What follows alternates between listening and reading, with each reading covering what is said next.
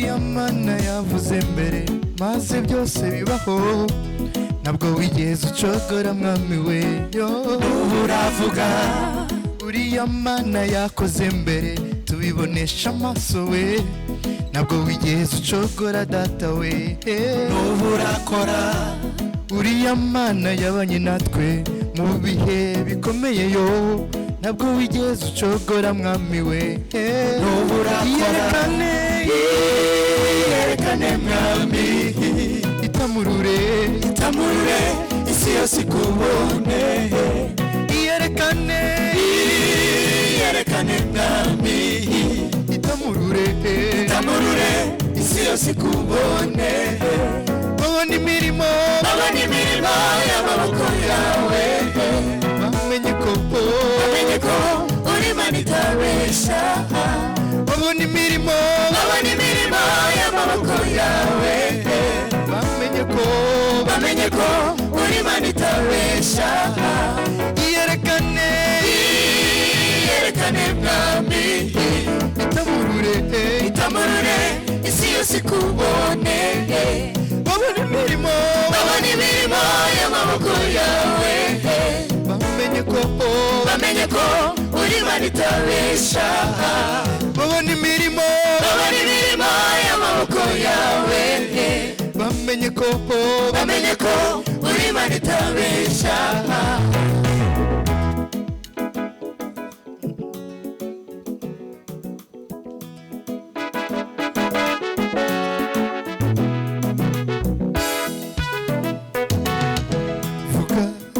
vuga mwami vuga mwami vuga, kora mwami kora mwami kora. ayo vuga mwami we vuga mwami vuga ijambo rimwe gusa we. vuga mwami vuga tegeka intwara we. vuga mwami vuga ijambo rimwe rirahagije. vuga mwami vuga ayo kora mwami we kora mwami kora ayo kora ibikomeye we. kora mwami kora ukisisi yacu we. kora mwami kora kora mwami we. kora mwami kora. yerekane mwami, itamurure isi yose ikubone. babona imirimo y'amaboko yawe, bamenye ko uri Imana itabesha. yerekane mwami we. mwami, kuri itamurure isi yose ikubone. babona imirimo y'amaboko yawe, kuri mwami we. bamenye ko uri Imana itabesha. babona imirimo y'amaboko yawe, bamenye ko uri Imana itabesha. Haleluya. Bene data bakundwa, kuri iki cyumweru tariki ya 5 Nyakanga umwaka wa 2020, EPR Kanombe turashimira Imana kuduhaye amahirwe akomeye yo kuba imbere yayo muri iri teraniro. Ni iteraniro ry'umugisha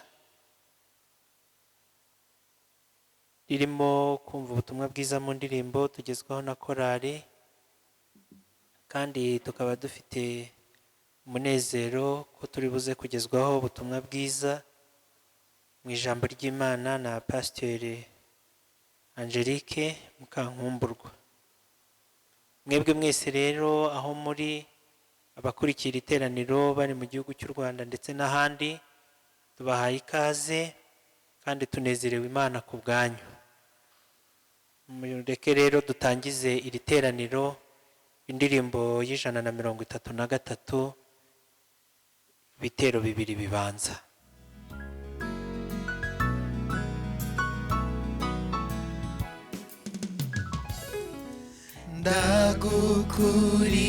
Ndagukurikira Yesu. Yesu nemeye umusaraba jye ntashinge nta rugero uramagije wenyine ndagukurikira Yesu ubwo wanguze amaraso ndakwihaye mwami Yesu kera warambitangiye icyubahiro n'iby'isi sinkibimaranira kubwa Yesu ndabiretse mwami ibyiza byo mw'ijuru ndagukurikira Yesu ubwo wanguze amaraso ndakwihaye mwami Yesu kera waranyitabiye. bakundwa nimureke twakire indamutso y'umwami wacu Yesu.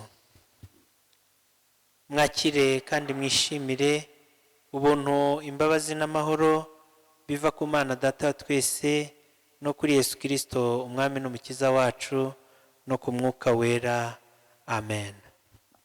Reka dusengere gahunda yose y'iri teraniro. Uwiteka Mana ishobora byose, Data mwiza ukiranuka, ni wowe Imana ikomeye, ni wowe Imana y'imbaraga, ni wowe Imana y'urukundo.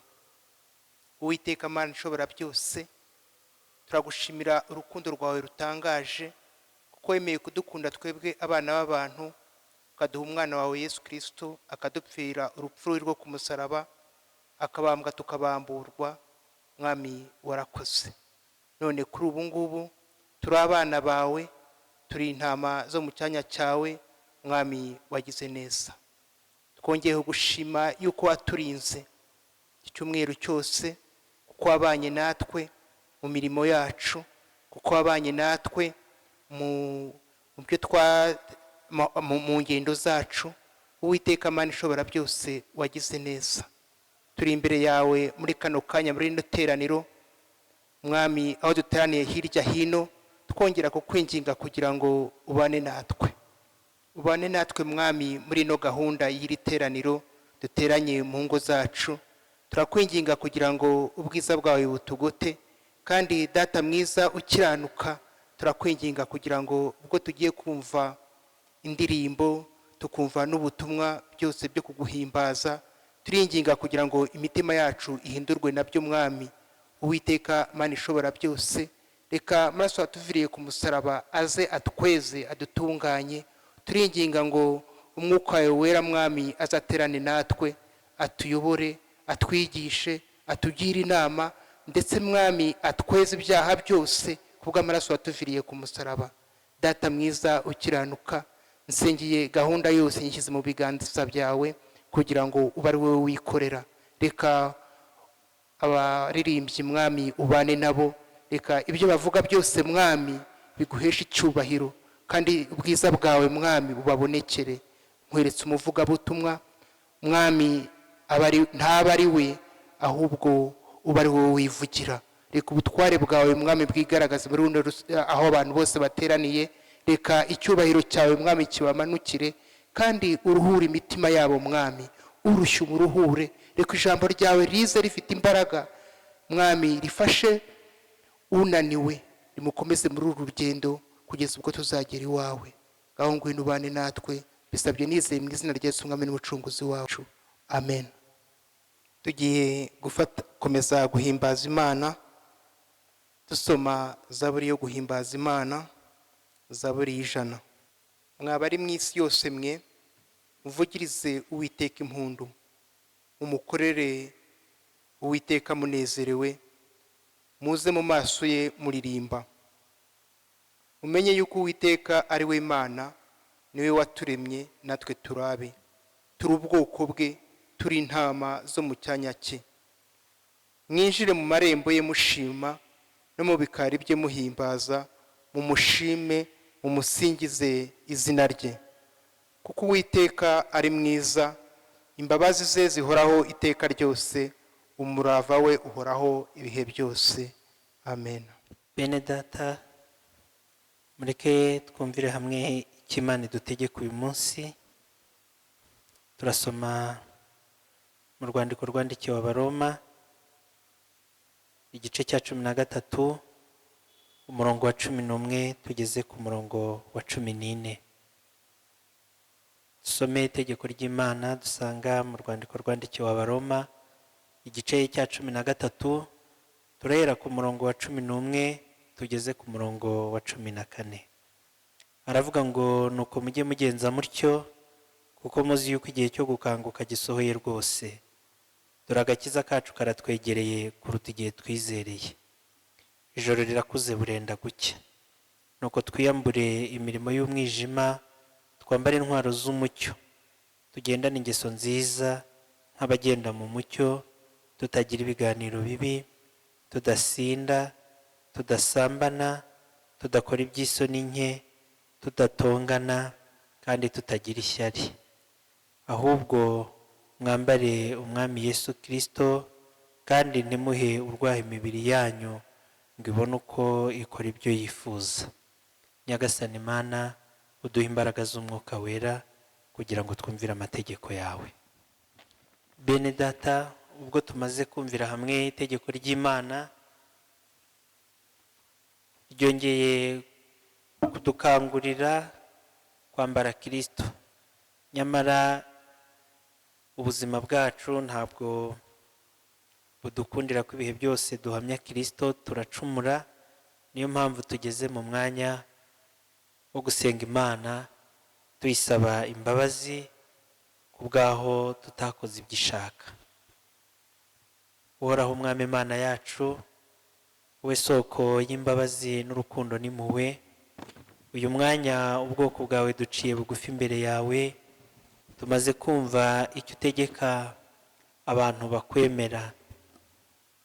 Turisuzumye mu mitima yacu, dusanze hari aho twagize ibiganiro bibi, dusanze hari aho twavuze amagambo ataguhesha icyubahiro, ndetse ubuzima bwacu ntabwo twahamije ko turi abakristo nyakuri, ahubwo imibereho yacu yaranzwe n'ibyaha byo mu ntekerezo ndetse n'ibyo mu bikorwa. Niyo mpamvu duciye bugufi imbere yawe, abakuru n'abatoya, tugusabye imbabazi ku byaha twakoze. Turabyizera ko uri Imana ibabarira, kuko ijambo ryawe rirabitubwira ko iyo duhindukiye tukagusaba imbabazi nawe utweza. Niyo mpamvu uyu mwanya tugusabye ngo tubabarire aho twiremye ibice, aho twakoze ibyangwa n'amaso yawe mu buryo bwose. Buri wese imbabazi zawe zimugereho, kandi umwuhagire rwose, umwuhagize amaraso umwana wawe yaviriye ku musaraba i Golgotha, kugira ngo twongere tube bashya, twongere tugire umunezero w'abana bawe. Tuzi ko dukunda, tuzi ko uri Imana ibabarira, kandi twizera imbabazi zawe ibihe byose n'umunezero uturuka kuri wowe. Reka rero ugere kuri buri wese, maze twongere tube ibyaremwe bishya imbere yawe. Mu izina ry'umwana wawe Yesu Kristo niho tubisenze twizeye. Amen. Bavandimwe, iyo twicujije ibyaha tukiyemeza kubizinukwa, Imana itugirira imbabazi abihannye ibyaha twese. Ubuntu nibwo bwadukijije kuko twizeye. Ibyo ntibyavuye kuri twe, ahubwo ni impano y'Imana. Umwami Yesu aragira ati, mwana wanjye humura, kwizera kwawe kuragukijije. Nanjye singuciraho iteka, genda ntuzongere gukora icyaha. Haleluya.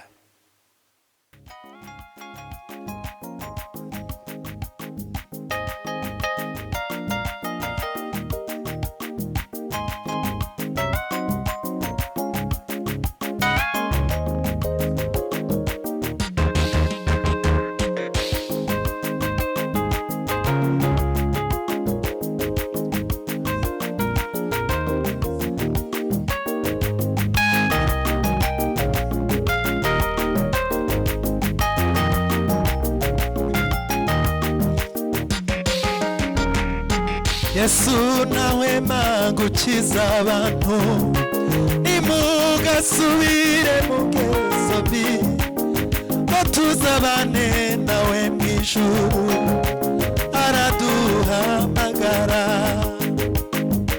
Yesu nawe magukiza abantu nimugasubire mu ngeso mbi ko tuzabane nawe mu ijuru araduhamagara araduhamagara araduhamagara araduhamagara ko tuzabane nawe mu ijuru araduhamagara araduhamagara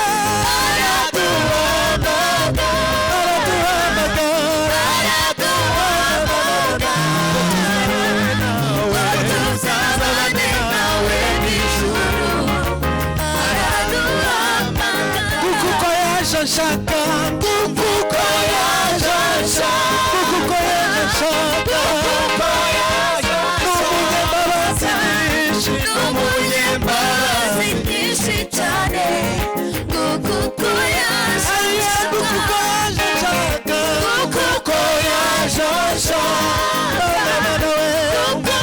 yaje n'umunyembabazi nyinshi cyane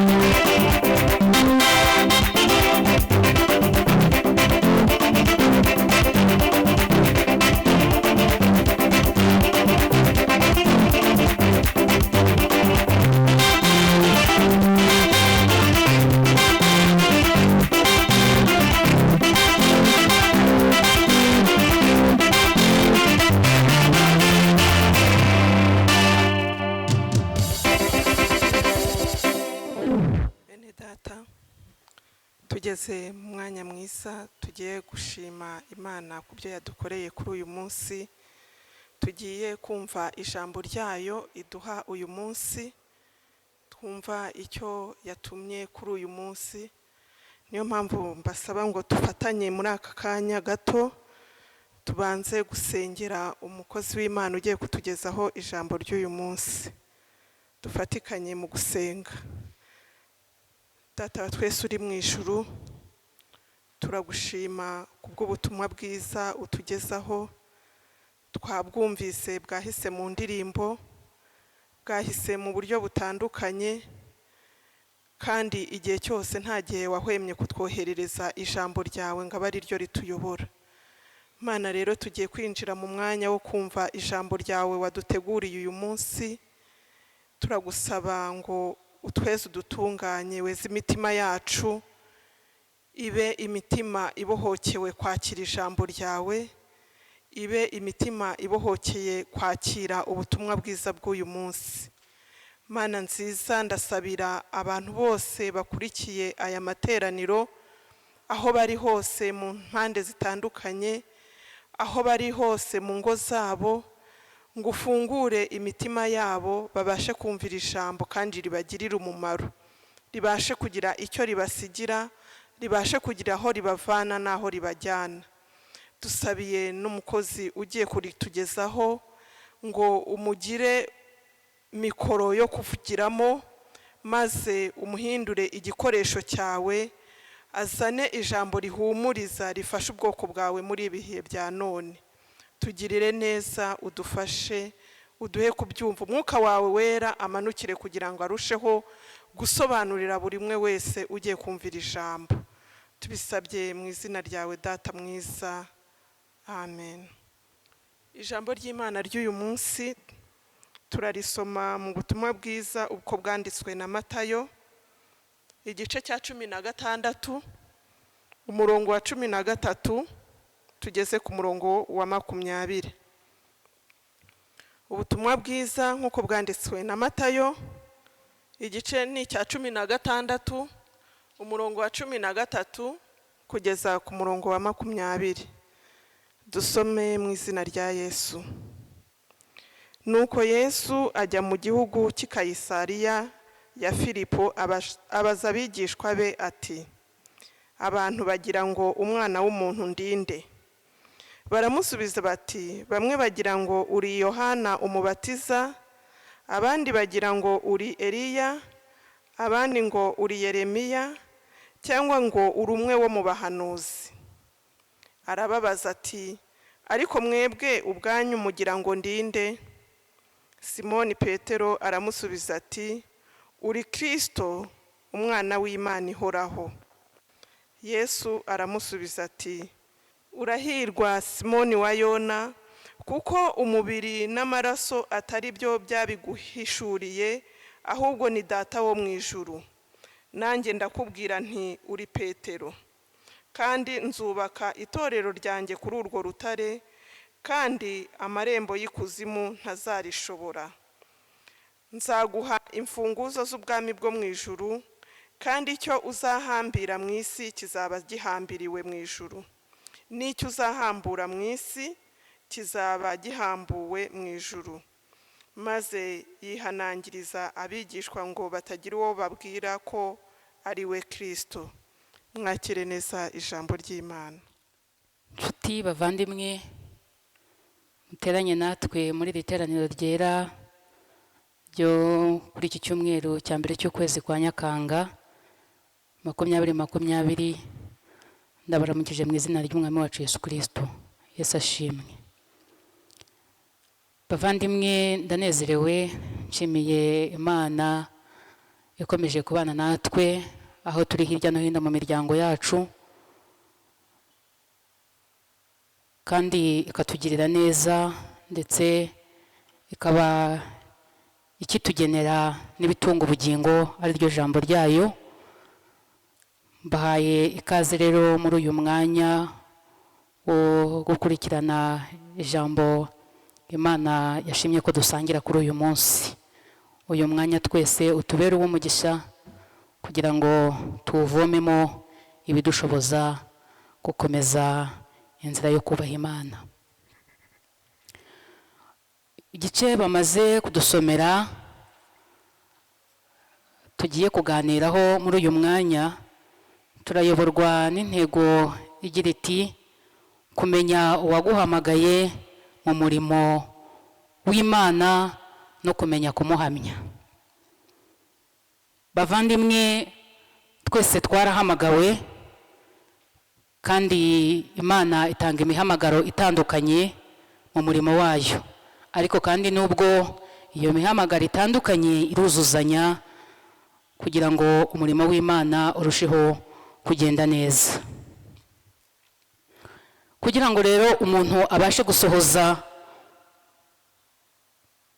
umuhamagaro cyangwa se inshingano azisohoze neza kandi mu buryo butanga umusaruro kuri we ndetse no ku itorero, agomba kuba asobanukiwe neza uwamuhamagaye, akamenya ko ari Kristo, akamenya no kumuhamiriza abatamuzi, akamubasobanurira, akamubabwira, bakamenya uwo yiringiye akamenya uwamuhamagaye kugira ngo nabo barusheho gutera intambwe yo kumwakira. Ibyo rero bisaba kuba umuntu afite kwizera kuzuye muri we, bityo bikabasha kumufasha kwera imbuto ze mu bihe bitandukanye anyura mu by'ubuzima. Uyu muhamagaro ugaragazwa n'uburyo umukristo ahamya Yesu Kristo mu mivugire ye, mu mikorere ye, mu migendere ye no mu bikorwa bya buri munsi no mu myitwarire imuranga buri munsi, akagaragaza neza ko afite umuhamagaro kandi azirikana uwamuhamagaye ko ari Yesu Kristo. Ijambo ry'Imana bamaze kudusomera iratwereka Yesu Kristo ari kumwe n'abigishwa be, ariko imirongo ibanza yo muri iki gice uhereye ku murongo wa mbere ukagera ku murongo wa 12 usanga Yesu ageragezwa n'abafarisayo n'abasadukayo ko bagiye bamubaza ibibazo. Hanyuma cyo nashatse ko tuvugaho ni uburyo Yesu yabwiye abigishwa be ku murongo waho wa 5 arababwira ngo mumenye mwirinde umusemburo w'abafarisayo n'uw'abasadukayo. Abigishwa be bo bihutiye gutekereza yuko ari ibyo kurya, ariko nyamara Yesu Kristo ntabwo yavugaga ibyo kurya, ahubwo yavugaga inyigisho zabo z'ubuyobe ko bagomba kuzirinda ntibazigire izabo. Kugira ngo izi nyigisho babashe kuzirinda ntibazigire izabo, byasabaga kuba bazi uwabahamagaye, bashoboye no kumusobanurira abatamuzi. Hanyuma bagize kwibwira kwishi no gutekereza no gushidikanya, batahari nuko tutazanye imitsima n'ibindi. Yesu arabimenya, arababwira ngo bafite kwizera guke, kubera ko yabibukije ko imigati 5 yahagije abantu 5,000, imigati 7 igahaza abantu 4,000. Bavandimwe, kumenya uwaduhamagaye no kumusobanurira abandi bigendana no gushobora kwirinda ibindi bishuko dushobora guhura nabyo cyangwa se izindi nyigisho zitandukanye nizo duhabwa na Yesu Kristo. Ijambo badusomeye biratwereka Yesu Kristo n'abigishwa be bageze mu mujyi wa Kayizariya. Uyu mujyi wari umujyi ukomeye uhuriramo abantu benshi, urimo ubucuruzi bukomeye, ariko kandi ukabamo n'abatizera benshi. Yesu rero nibwo yafashe umwanya wo kuganira n'abigishwa be. Mu kuganira n'abigishwa be yabajije ikibazo kimwe, arababaza ngo mbese abantu bambonye nkiza abarwayi mu makaritsiye hirya no hino, aho nagiye abantu bakora ku myenda yanjye bagakira, abo nagaburiye abantu 5,000 bakabasha kubona ibyo kurya, abo abantu bagira ngo umwana w'umuntu ndinde. Uwo ni Yesu Kristo wabazaga abigishwa be, ariko ashaka kumva amakuru ba bantu bose bagendaga bakurikira Yesu Kristo aho agiye cyangwa se ahageze uko bamuvuga. Hanyuma abigishwa nabo barasubiza bati, bamwe bagira ngo uri Yohana Umubatiza, abandi bagira ngo uri Eliya, abandi bagira ngo uri Yeremiya cyangwa se ngo umwe mu bahanuzi. Bene data, nubwo Yesu Kristo yari yagiye akora ibitangaza hirya no hino mu makaritsiye atandukanye, ariko abantu ntabwo babashaga kumenya neza ngo bamenye uwabakijije, bamenye uwabakoreye ibyo bitangaza. Baramwitiranya na Eliya, baramwitiranya n'umuhanuzi, baramwitiranya na Yeremiya, baramwitiranya na Yohana Umubatiza. Yesu ikintu gikomeye agaruka kubigishwa be, arababwira ati mwebwe tubana umunsi ku munsi, mwebwe dusangira, mwebwe twagendanye, mwebwe mwabonye nkiza abarwayi, mwabonye nturisha inyanja, mwebwe duhorana hirya no hino, mwebwe mugira ngo ndinde. Uyu munsi ni nkaho natwe tubazwa tuti, mwebwe muhora mu rusengero, mwebwe mwabatijwe, mwebwe nagiriye neza, mwebwe narinze, mwebwe nasoreje amasezerano, mwebwe ubwanyu mugira ngo ndinde. Abigishwa Yesu amaze kubabaza iki kibazo barasubiza, ariko hasubiza Petero. Petero mu gusubiza asubiza neza, aravuga ngo uri Kristo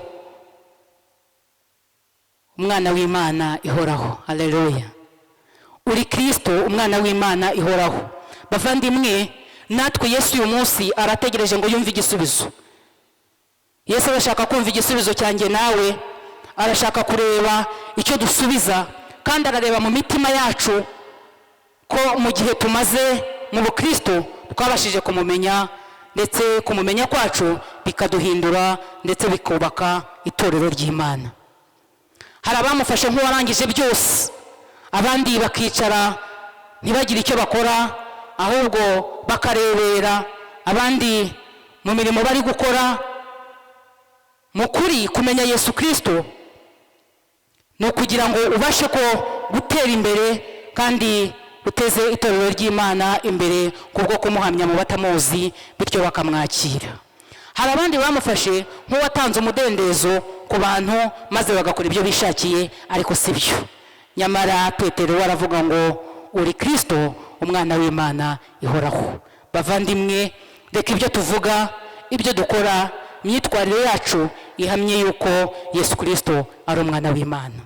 Yesu abwira Petero amagambo akomeye, arababwira ngo urahirwa Simoni, kuko umubiri n'amaraso si byo biguhishuriye ibyo, ahubwo ni Data wo mu ijuru.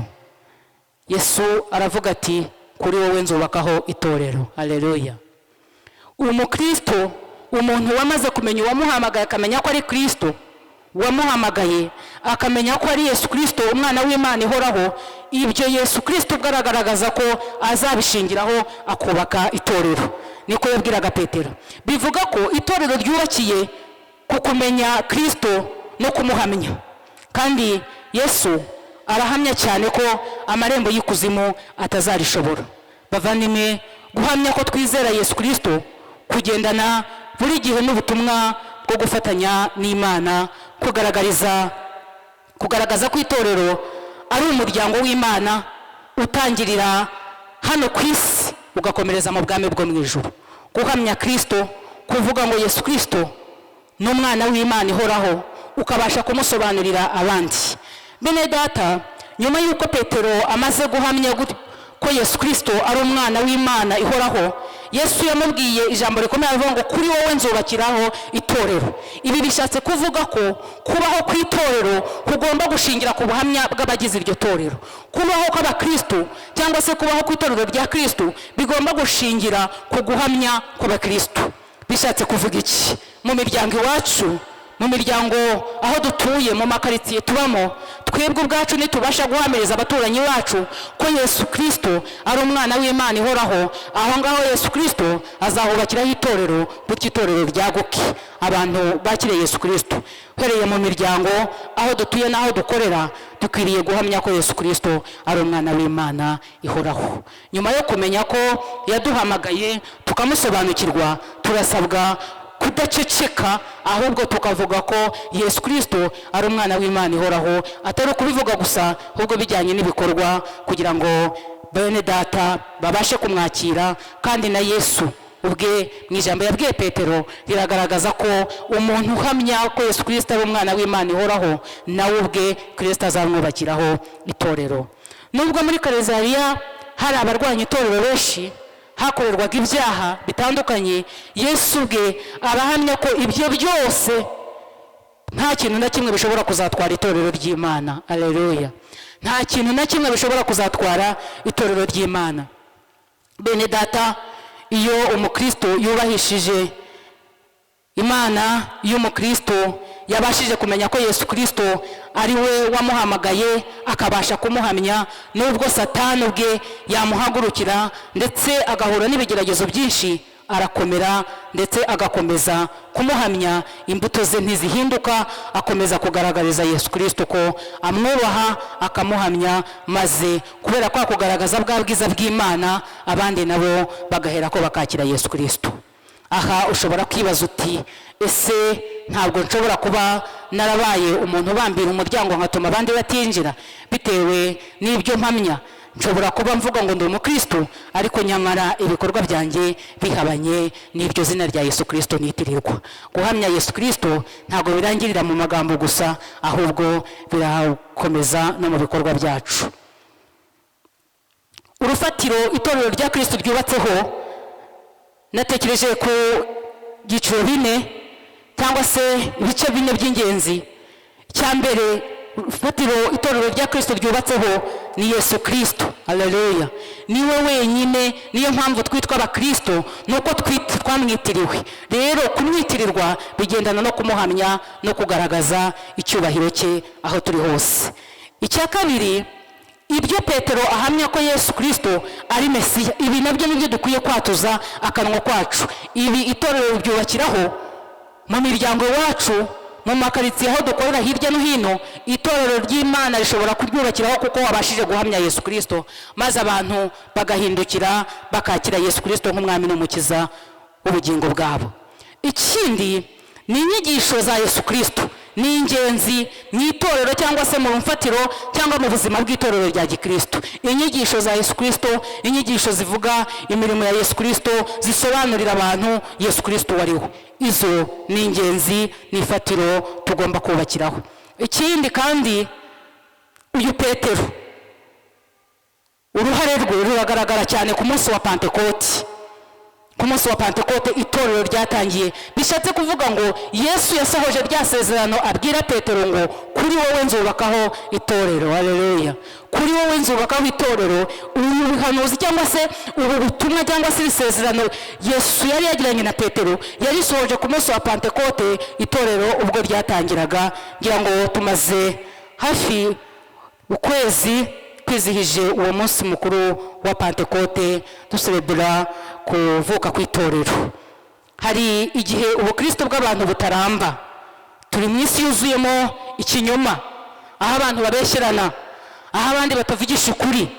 Satani umunsi ku munsi aba afite abakozi, abagenda akura mu byizerwa, maze bagahinduka ntibakava mu byizerwa, bakava mu guhamya Yesu Kristo no kumusobanurira abatamuzi. Ariko abamenye Yesu by'ukuri, nimukomere, nimutwarane, murwanye imbaraga mbi zikururira benshi mu byaha. Imyaka irenga 2000 irashize itorero rya Kristo ritangiye, ariko birashoboka ko Yesu Kristo ashobora kugaruka agatungurwa cyangwa se agatungura benshi, agasanga bamwe bafite kwizera ndetse imyitwarire itifuzwa. Imyizerere abantu bafite, imyitwarire bafite bidahuye n'umugambi Yesu Kristo yari afite. Umurimo we yakoze ku musaraba ukaba warababereye imfabusa. Kuko biratangaje kumva ko umuntu ari umukristo ariko ukamuburaho ikibihamya, yaba imbuto se cyangwa se ibindi bikorwa, ukamuburaho ikintu gihamya ko ari umukristo. Petero ashira amanga aravuga ngo uri Kristo, umwana w'Imana ihoraho. Umuhanga bita Mahatma Gandhi yaravuze ngo nkunda Kristo uvuga, ariko si nkunda ubukristo bwawe. Ibi bishatse kuvuga iki? Bishatse kuvuga ko ibyo tuvuga n'ibyo dukora bihabanye n'ibyakagombye kuranga umuntu uzi Yesu Kristo. Hari igihe bamwe mu bakristo imbuto zabo ziheza abandi hanze, ntizituma abandi binjira, kubera ko ibikorwa byabo, imibanire yabo, imibereho yabo bidahesha Imana icyubahiro, bidahamya yuko ari abakristo. Abo bantu baheze hanze bakaba batwishimaho bavuga bati nkunda Kristo ariko si nkunda ubukristo bwawe. Bavandimwe, tukwiye kumenya uwaduhamagaye, tukamenya no kumuhamya kugira ngo Kristo yubakire itorero kuri twebwe. Bene data, itorero rikwiye kubakirwa ku bantu babwiriza ubutumwa bwiza bwa Yesu Kristo mu bikorwa, mu mvugo ndetse no mu bahamya. Pawulo yarabivuze mu rwandiko yandikiye Abefeso, aravuga ngo itorero ryubakiye ku bahanuzi, ku ntumwa n'abahanuzi. Bishatse kuvuga ngo nawe mu Kristo, itorero rya Kristo ryakwiye kukubakirwaho. Itorero rya Kristo ryakwiye kuzamuka rishingiye kuri wowe n'uburyo uhamya Yesu Kristo. Izi funguzo Yesu yahaye Petero zirahamya ko twahawe ububasha bwo kwinjiza cyangwa se bwo kwinjiza abantu mu bwami bw'Imana. Zirahamya ko twahawe ububasha ku giti cyacu butwinjiza mu bwami bw'Imana, ariko kandi duhabwa n'ububasha bwo kwinjiza abandi mu bwami bw'Imana. Ndetse kandi si ibyo gusa, n'imigisha yose tukaba twarayigabanye, twarayihawe ku bwa Yesu Kristo. Kandi dufite uburenganzira twebwe abakristo bwo gukingurira abandi abo duturanye, abo dukorana, abo tubana, imiryango yacu. Kuko muri iki gihe ushobora kugera mu muryango ugasanga umuntu umwe niwe ukijijwe, niwe wakiriye Yesu Kristo nk'umwami n'umukiza we, abandi bakibereye mu bindi. Aha wakibaza uti ese mbakingurira imiryango? Kubakingurira imiryango nimba utuberera muri kumwe, abandi bakinjira binyuze mu butumwa bwiza twagiye tubabwiriza hirya no hino. Izi funguzo Petero yahawe we yarazikoresheje mu buryo no mu bihe bitandukanye. Muri ibyo twavuga ku munsi wa Pentekote yarabwirije abantu 5,000 birihana. Mu gice cya 3 cy'ibyakozwe n'intumwa batubwira ukuntu Petero na Yohana bamwe mu bigishwa ba Yesu ngo bagiye gusenga, hanyuma ngo bageze ku irembo ry'urusengero rwitwa Ryiza ngo bahasanga umuntu ufite ubumuga, kandi koko uwo muntu ngo yarahahoraga. Noneho ngo uwo muntu arabareba, arabatumbira, ariko abasaba, abafunguza amafaranga n'ibindi. Petero na Yohana kuko bamaze kumenya uwabahamagaye bagashaka kumuhamiriza abandi, ntibihutiye gutanga amafaranga, ahubwo bamenye uw'agaciro mu buzima bw'uwo muntu kugira ngo abashe no kubona n'ibyo bindi. Baramubwira bati twebwe ifeza n'izahabu ntabyo dufite, ariko icyo dufite turakiguha, mu izina rya Yesu haguruka ugende. Haleluya, haleluya. Nubwo buzima abakristo twakwiye kuba turimo, niyo mibereho abakristo twakwiye kugaragaza, niyo mibereho yo gutanga ubuzima aho bwabuze mu izina rya Yesu. Nukumenya icyo abantu bakeneye cya mbere, ko bakeneye Yesu Kristo kugira ngo itorero ry'Imana ryubakwe. Kandi iyo ukomeje gusoma mu gice cya 3 cya 4 gukomeza, usanga uyu muntu bakijije ku irembo ryitwa Ryiza yaratumye hari abantu benshi bakira Yesu Kristo. Bagiye bahura n'ibibazo byinshi bikomeye, Petero na Yohana baranafungwa, ariko aho ariho hose bagakomeza guhamya Yesu Kristo. Kandi nyuma yaho abantu bagiye biyongera bakira Yesu Kristo. Rero icyo Yesu yabwiye Petero ngo kuri nzo bakiraho itorero, bavandimwe, aya magambo ni ayacu. Kuri twebwe Yesu Kristo ashaka kubakiraho itorero. Mu miryango iwacu Yesu arashaka kubakiraho itorero. Aho dutuye Yesu arashaka kubakiraho itorero. Mu kazi dukora abo dukorana Yesu arashaka kubakiraho itorero. Bavandimwe, Yesu kuri jye nawe arashaka kubakiraho itorero binyuze mu kumuhamya no kumubwira abatamuzi. Petero kandi kwa Korneliyo yarabwirije abanyamahanga nabo barihana. Ngibi iby'izi funguzo Petero yahawe byakozwe. Kandi bavandimwe, nkuko nabivuze, itorero ryubakiye ku ntumwa n'abahanuzi. Nkuko Pawulo yabibwiye Abefeso, uyu munsi ni twebwe dukwiye kuba abantu bubakirwaho itorero rya Kristo, bigendeye ku mirimo yacu dukora, n'ibyo dukora bikaba ari bihesha izina ry'Imana icyubahiro. Aha ushobora kwibaza uti ese aho ntuye, iki kibazo Yesu yabajije abigishwa be, iki kibazo Yesu yabajije abigishwa babaza uko abandi bantu bamuvuga, nawe wakibaza ukavuga uti mbese iri ni isuzuma umuntu wese yakikorera, agakora urugendo rugana mu mutima we, akavuga ngo mbese mu muryango wanjye bo bagira ngo ndinde, bagira ngo ndi umukristo. Umwana mu rugo akavuga ngo ababyeyi banjye bagira ngo ndinde, ese bagira ngo ndi umukristo? Umupapa nawe akibaza icyo kibazo, abana banjye na madamu bagira ngo ndi umukristo. Umudamu nawe akibaza atyo ati umutware wanjye n'abana banjye bagira ngo ndi umukristo. Akarenga urwo rwego akajya mu baturanyi, akabaza ngo abaturanyi bo bagira ngo ndinde, abakozi dukorana mu kazi bagira ngo ndinde, abaririmbyi turirimbana bagira ngo ndinde, abo dukorana akazi ko gucuruza ku bacuruzi bagira ngo ndinde. Bavandimwe, Yesu Kristo akeneye ko tumuhamya kugira ngo atwubakireho itorero. Iyo dusomye ijambo ry'Imana tubona ko abafarisayo bari bafite imfunguzo zibuza abantu kwinjira mu bwami bw'Imana.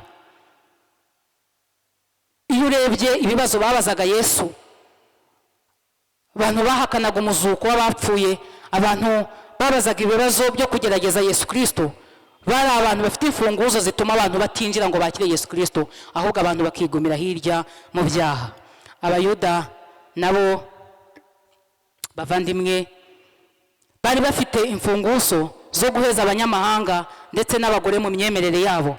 Ibi nibyo Yesu Kristo yaje gukuraho, nibyo yaje kudukiza. Hari abakristo mu gihe cya none bafite izo funguzo zibuza abandi gukizwa, zibuza abantu kwinjira mu bwami bw'Imana bitewe n'imivugire yabo, bitewe n'imyitwarire yabo, bitewe n'ibikorwa byabo, bitewe n'ibyo babwira bagenzi babo. Rimwe na rimwe hakabamo kuvuga amagambo akomeretsa abandi kandi twitirirwa Yesu Kristo. Bene data, biradukwiriye ko ibyo tuvuga Yesu Kristo yabaye abyubakiraho itorero. Niba itorero rutubakika, bavandimwe, twebwe twakwiye kubanza kwirebaho tukareba niba ibyo tuvuga, ibyo dukora byose bihamya ko Yesu Kristo ari umwana w'Imana. Mwene data, ntabwo ushobora na rimwe kumenya uwaguhamagaye, kumenya Yesu Kristo utajya witanga. Utanga umwanya wawe, uwumuhe muganire mu ijambo ry'Imana ndetse no mu isengesho, cyangwa se ngo utange ibyawe, impano zawe ngo zigirire abandi umumaro mu itorero. Ugomba kandi gutanga n'ubushobozi ufite mu kubaka itorero ry'Imana. Bavandimwe, tugomba kubaho mu buzima bwo kwitanga nyuma yo kwizera ko Yesu Kristo ari mu buzima bwacu bwa buri munsi. Nyuma yo kwizera Yesu Kristo, imibereho yacu igomba kugira ikindi gisobanuro, ikagira itandukaniro. Imibereho yacu ikarangwa no kwitanga, kwizera, kubana neza n'abandi. Itorero Kristo yifuza ni itorero rimuzi neza. Umukristo Kristo yifuza ni umukristo umuzi neza, ni umukristo umwizera, ni umukristo umuhamya ibihe byose, ni umukristo umugaragaza mu mikorere ye, mu migendere ye, mu mibereho ye. Iri ni ryo torero Yesu Kristo ashaka. Aba nibo bakristo Yesu yifuza. Abakristo Yesu ashaka ni abatekereza ku murimo ukomeye yabasigiye hano mu isi ndetse bakanawitangira. Ahabwira Petero ngo kuri wowe nzubakaho itorero. Petero yagombaga kubiharanira kugira ngo itorero rya Kristo ndetse natwe uyu munsi tube twitwa abakristo turi muri iryo torero. Bavandimwe, mfite urufunguzo, nawe ufite urufunguzo, kandi urwo rufunguzo nta rundi ni ukumuhamya, tumuhamirisha ibikorwa byacu bya buri munsi, maze nawe agakora umurimo wo kutwubakiraho itorero. Petero aravuga ati, uri Kristo umwana w'Imana. Mbese mwene data, ibyo nibyo uri guhamya mu buzima bwawe bwa buri munsi? Mu muryango wawe nibyo uri muhamya? Mu baturanyi bawe nibyo uri muhamya? Aho ukorera nibyo uri muhamya? Mbese no mu itorero uyu munsi nibyo uri muhamya? Urimo urahamya ko Yesu Kristo ari umwana w'Imana? Mbifurije mwese gukomeza guhamya uwaduhamagaye mu bihe byose, kandi Imana yiteguye kubana natwe ndetse no kudushyigikira kubaka itorero kuri twebwe ku buhamya bwacu n'imikorere yacu. Bavandimwe, ijambo ry'Imana twakiriye niritume turushaho kumwizera, kumuhamya no kwinjiza benshi mu bwami bw'Imana. Imana itwambika imbaraga zo gukora uyu murimo, kandi tuzirikana ko dufite ingororano uyu munsi, duhamya uwaduhamagaye, tumusobanurira abatamuzi uhereye none ukageza iteka ryose. Amen. Dusenga Imana.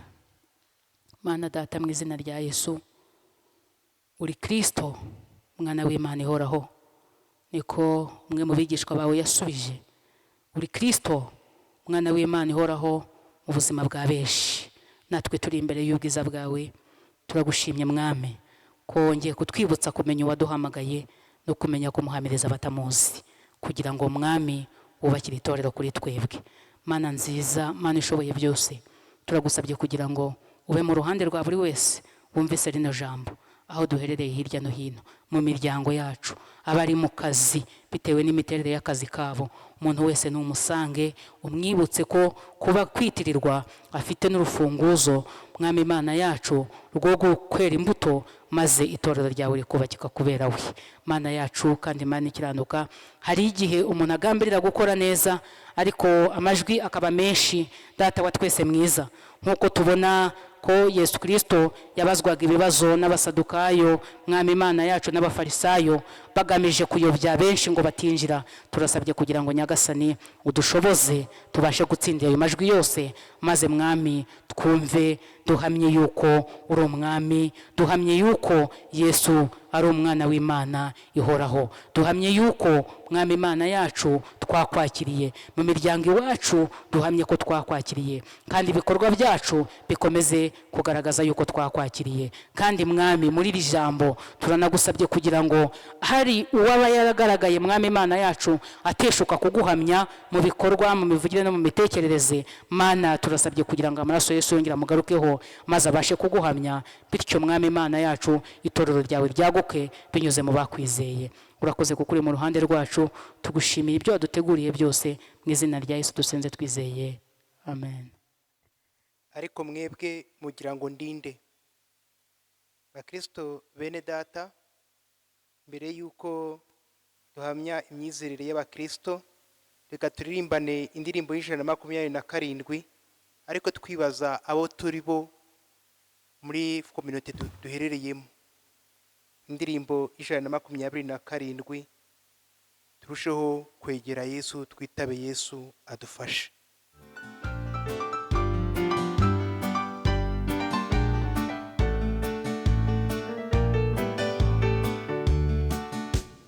Mukiza numvise ijwi ryawe ry'imbabazi rimpamagara ngo nozwe n'amaraso yawe. Bitabye Yesu, ndaje mukiza, amaraso avuye anyoza ntunganye, urukonje nihebye, ibyaha ni byinshi, byose ndabikuzaniye, nawe ubikureho. Bitabye Yesu, ndaje mukiza, amaraso avuye anyoza ntunganye. Bitabye Yesu, ndaje mukiza, amaraso avuye anyoza ntunganye. Bene data, mureke dufatanye imyizerere y'intumwa. Nizeye Imana Data wa twese ushobora byose, umuremyi w'ijuru n'isi. Nizeye Yesu Kristo, umwana wayo w'ikinege, umwami wacu, wasamwe kubw'umwuka wera, abyarwa n'umwari Mariya, yabajwe ku ngoma ya Ponsiyo Pilato, yarabambwe, arapfa, arahambwa, abanuka ikuzimu, ku munsi wa gatatu azuka mu bapfuye, azamurwa mu ijuru, yicaye iburyo bw'Imana se ushobora byose, niho azava aje gucira urubanza abazima n'abapfuye. Nizeye umwuka wera, ndemera itorero ry'abakristo bose, n'ihuriro ry'abera, no kubabarirwa ibyaha, no kuzuka kw'imibiri n'ubugingo budashira, amen. Bene data bavandimwe, mwafashe aka kanya ko gukurikirana iri teraniro rya EPR paruwasi ya Kanombe, twongeye kubashimira cyane. Tubashimiye uyu mwanya mwaduhaye, tubashimiye ko mwifatikanyije natwe mugafata uyu mwanya mugakurikirana iri teraniro, kandi dukomeje kubashimira ko mudahwema kutugezaho ibitekerezo bituma ubutumwa bwiza bwa Yesu Kristo bubasha kwamamara hose, ndetse mugafatikanya n'abandi kugira ngo ubwo butumwa burusheho kugera hirya no hino. Kandi tukomeza kubashimira kubwo inkunga yo mu butunzi bwanyu mukomeje gutanga kugira ngo aya materaniro n'umurimo w'Imana muri paruwase ya Kanombe arusheho kugenda neza, ndetse ubutumwa bugere kuri benshi. Dukomeje rero kubashimira. Imana ibahe umugisha kubw'imirimo mukora. Twongeye kandi kubibutsa ngo mukomeze kurushaho kwirinda iki cyorezo cya COVID-19 ndetse mugerageza no gufatikanya no kurinda abandi aho mutuye, aho mukorera, aho mugenda hose, kugira ngo tufatikanye kurushaho turebe ko iki cyorezo cyazashira. Imana ikomeze ibahe umugisha ku byo mukora byose. Amen. Haleluya. Bavandimwe, turashimira Imana ko yabanye natwe muri iri teraniro, kandi dushimiye by'umwihariko Pasiteri Angelique watugejejeho ubutumwa bwiza bw'uyu munsi butwibutsa ko dukwiye guhamya Kristo kugira ngo ubwami bw'Imana burusheho kwaguka. Tugeze mu mwanya mwiza tugiye gusengera ibyifuzo bitandukanye biri muri twebwe, nidusoza turi bwisabira umugisha. Mwami Imana yacu, turagushimiye, tugushimiye urukundo rwawe rukomeye ndetse n'imbaraga ugira. Uri Data wa twese mwiza, ni wowe ubinyujije mu mwana wawe wavuze ngo abarushye n'abaremerewe nimuze munsange ndabaruhura.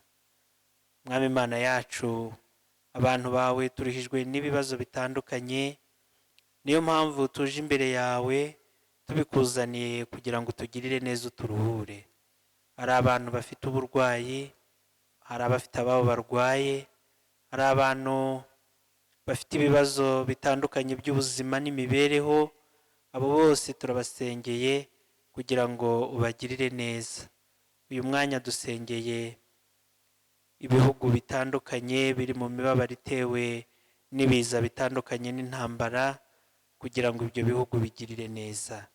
Dusengeye igihugu cyacu cy'u Rwanda waduhaye kugira ngo ukomeze kugiha umugisha no kugihaza ibyiza. Dusengeye itorero ryawe kugira ngo muri iki gihe abaririmo ukomeze kubaha imbaraga zo guhamya, kandi Mwami Imana yacu, ukuguhamya kwacu abari mu itorero bitume koko Mwami mwiza amarembo akingukira benshi kugira ngo bahindukire. Ni wowe wabivuze ko amarembo y'ikuzimu atazarishobora, nk'uko ijambo ryawe ryabitubwiye. Komeza itorero ryawe, ukomeze abaririmo muri ibi bihe bitoroshye. Mwami, urinde buri wese kugira ngo ukwizera kwe kutanyeganyezwa n'ibi bihe bityo akabura ubugingo. Dusenga nk'abantu, ariko umwana wawe yatwigishije gusenga, atubwira ngo nidusenga tujye tuvuga ngo Data wa twese uri mu ijuru, izina ryawe ryubahwe, ubwami bwawe nibuze, ibyo ushaka bibe mu isi nk'uko bibaho mu ijuru. Uduhe none ibyo kurya byacu by'uyu munsi, tubabarire ibyaha byacu nk'uko natwe tubabarira abitugirira, ntuduhane mu bitwoshya, ahubwo dukize umubi, kuko ubwami n'ububasha n'icyubahiro ari ibyawe none n'iteka ryose. Amen. Tugeze mu mwanya mwiza wo kwisabira umugisha w'Imana. Simoni Petero aramusubiza ati, uri Kristo umwana w'Imana ihoraho. Yesu aramusubiza ati, urahirwa Simoni wa Yona, kuko umubiri n'amaraso atari byo byabiguhishuriye, ahubwo ni Data wo mu ijuru. Nanjye ndakubwira nti uri Petero, kandi nzubaka itorero ryanjye kuri urwo rutare, kandi amarembo y'ikuzimu ntazarishobora. Nzaguha imfunguzo z'ubwami bwo mu ijuru, kandi icyo uzahambira mu isi kizaba gihambiriwe mu ijuru, n'icyo uzahambura mu isi kizaba gihambuwe mu ijuru. Uwiteka Imana igira ubuntu bwose yabahamagariye ubwiza bwose buhoraho muri Kristo, ibatunganye rwose ubwayo, ibakomeze, ibongerera imbaraga zo kuyikunda no kuyikorera. Icyubahiro n'ubutware bibi bya iteka ryose. Amen. Mugire icyumweru cyiza.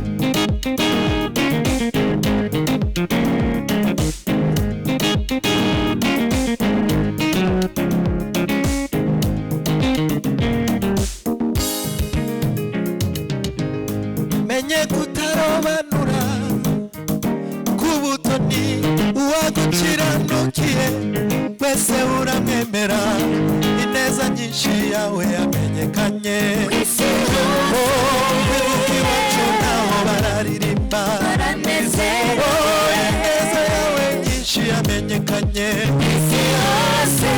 kuko iwacu naho bararirimba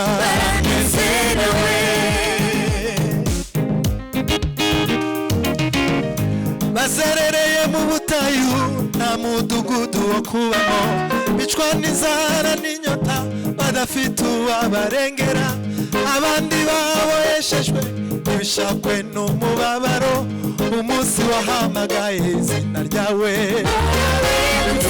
ubohereza ijambo ry'ubuzima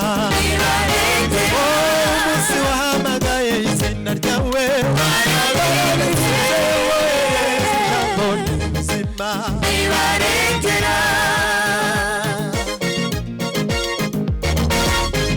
erega si twe twenyine tuzuye uyu munezero hariho n'abandi benshi badafite uko babivuga ineza yawe nyinshi yamenyekanye kuko iwacu naho bararirimba ineza yawe nyinshi yamenyekanye kuko iwacu naho bararirimba nigerayo nzicara nzavuga ibyo yagiriye nigerayo nzababwira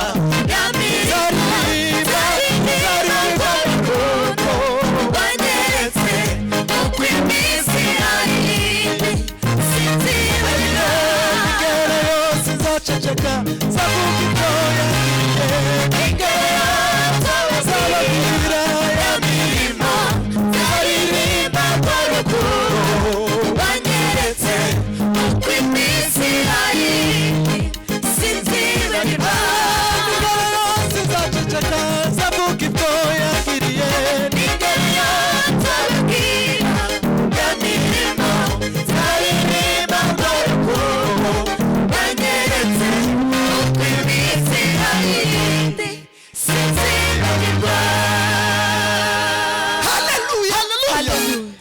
Erega mana icyo dukundira nuko utameze nk'abantu washize ibanga ryanjye nawe kuri amaso y'abantu kandi mana icyo ngukundira nuko utameze